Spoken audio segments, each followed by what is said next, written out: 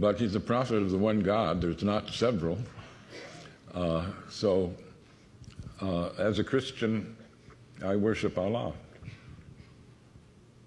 And in terms of metaphors in the Quran, how do metaphors play out in the Quran compared to in the Christian Bible? Well, he has various prophets use metaphors. Solomon, when he's dealing with ants and birds, I suppose that's metaphorical language. He calls the birds together and says, well, where's the hoopoe? And he's not there. And he says, I wanted him to show up at this conference of the birds.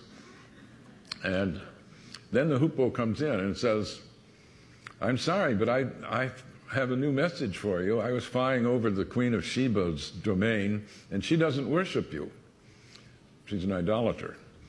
And so Solomon sends the hoopoe back to her and says, well, come and visit Solomon, and he'll straighten you out. Now, I suppose that could be considered metaphorical language, but it's pretty literal, and it shows in things can talk, mountains can talk in the Quran. And when there's a sinner who's being consigned to hell, he says, I didn't do that. And his skin says, oh, yes, you did. I was there. And he says, how can you talk? And he said, the Lord lets whoever he wants to talk.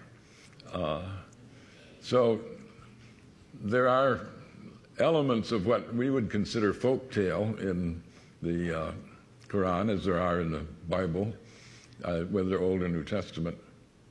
But as I say, I think, you know, if Francis could preach to the birds, I guess the birds can report to Solomon. Hi, I was intrigued by your description of prophecy as being something that's ongoing in the Quran, and I wondered how that relates to the idea of Muhammad as being the seal of the prophets, or the final prophet.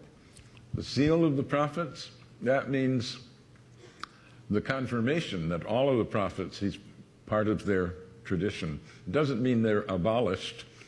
It expressly says in the Quran that my covenant with you does not abolish my covenant with other people.